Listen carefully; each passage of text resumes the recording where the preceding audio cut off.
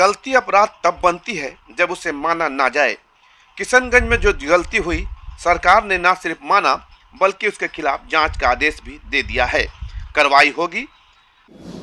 यदि नहीं तो उसके सरकार में इस तरह के सवाल विद्यार्थियों से कैसे पूछे जा रहे हैं? ये साजिश के तहत इतिहास को तोड़ने मोड़ने की कोशिश नहीं तो और क्या है।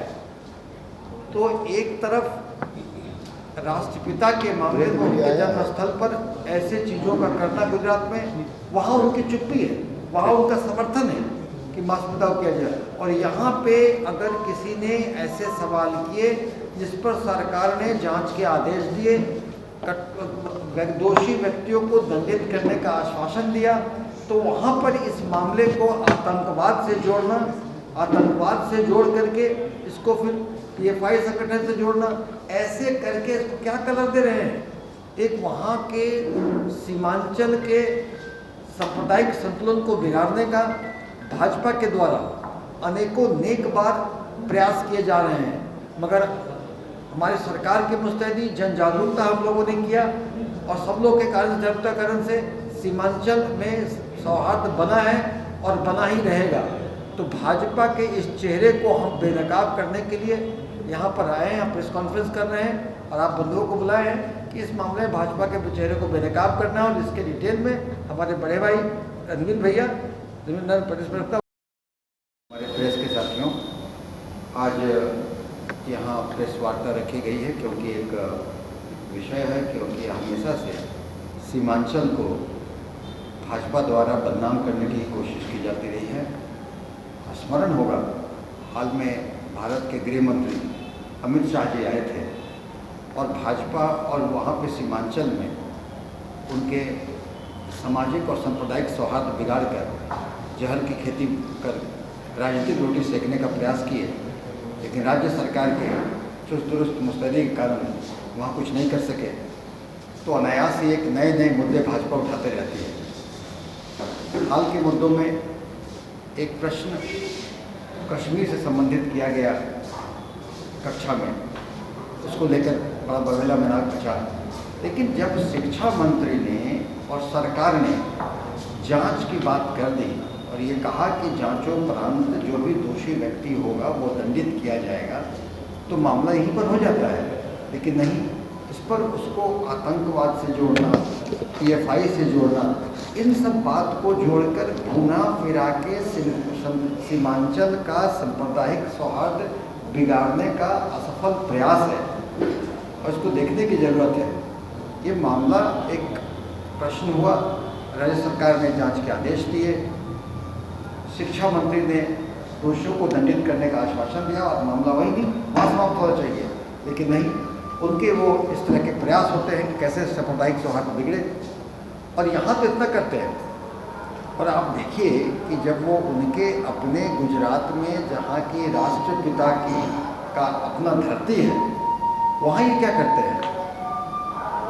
महात्मा गांधी को मारने वाले लोग गोडसे आरएसएस से संबंधित थे और आरएसएस को महिमा मंडित करने और महात्मा गांधी को विलिकी करने के ख्याल से वहाँ भी उनके सरकार में 2022 में ये प्रश्न उन्होंने रखा था। कक्षा वलसाड के एक स्कूल में कक्षा 5वीं से 8वीं तक के लिए आयोजित भाषण प्रतियोगिता में राष्ट्रपति महात्मा गांधी जी के हत्यारे नाथूराम गोडसे को महिमा मंडित करने की कोशिश करते हुए नाथूराम गोडसे मेरे आदर्श विषय पर नौनिहालों का भाषण कराया जाता है। क्या मकसद है इसका? राष्ट्रपति पिता जिन्होंने आजीवन सत्य, अहिंसा और सदाचार का पाठ पूरे विश्व को पढ़ाया, उनके हत्यारों को उनके ही जन्मभूमि पर महिमा मंडित कर भाजपा ने अपनी असलियत चेहरा दिखा दिया है। इस पर तो वो जवाब नहीं देते। और उनका इतना ही नहीं, लगातार ये कोशिश है। 2019 में गुजरात में महात्मा गांधी जी को अपमानित किया गया था। गांधीनगर के एक स्कूल में राष्ट्रपिता के बारे में कक्षा 9वीं और 12वीं के प्रश्न पत्र में पूछा था कि गांधी जी ने आत्महत्या कैसे की थी, बताइए तो।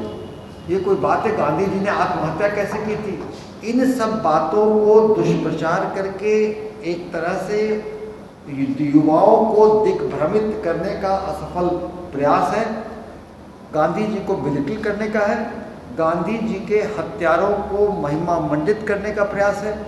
तो इन सब बातों से भाजपा और आरएसएस का असली चेहरा उजागर होता है, और अपनी चीज़ों पर तो वो ऐसे करते हैं। और इतना ही नहीं, गांधी जी के हत्या में शामिल रही भाजपा की वैचारिक संगठन आरएसएस को क्लीन चिट देने की नियत से भाजपा की गुजरात सरकार इस तरह के विवादित प्रश्नों को हमेशा से विद्यार्थियों के बीच डालने की कोशिश करती रहती है, ताकि देश का युवा दिग्भ्रमित।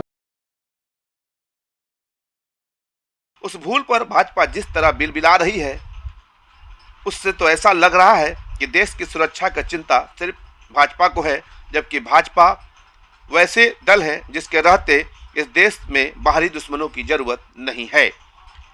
भारत और भारतीय के दुश्मन है भाजपा के नेता। भाजपा की राजनीति पूरी तरह को समाज को बांट दिया है। 12 प्रदेशों में भाजपा के सीएम हैं, 4 में भाजपा के सहयोगी दल हैं, तो क्या बाकी राज्यों में देश के दुश्मन हो गए? भाजपा जैसे इसी एक मुद्दे को ऐसे पेश कर रही है जैसे हम लोग अलग देश बना रहे हैं। प्रश्न में गड़बड़ी हुई है और पकड़ में आते ही उसके खिलाफ एक्शन भी शुरू हो गया है।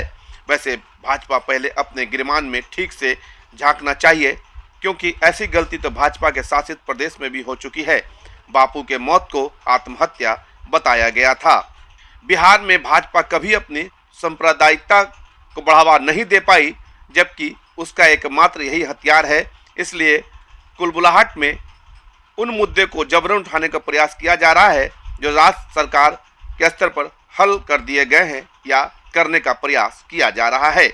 नीतीश कुमार की सरकार में मुद्दे उछाले नहीं जाते बल्कि हल किए जाते हैं, और जो किशनगंज में हुआ वो भी हल होने की प्रक्रिया में है और दोषी को सजा जरूर मिलेगी। सिटी पोस्ट लाइव के लिए पटना से मनीष की रिपोर्ट।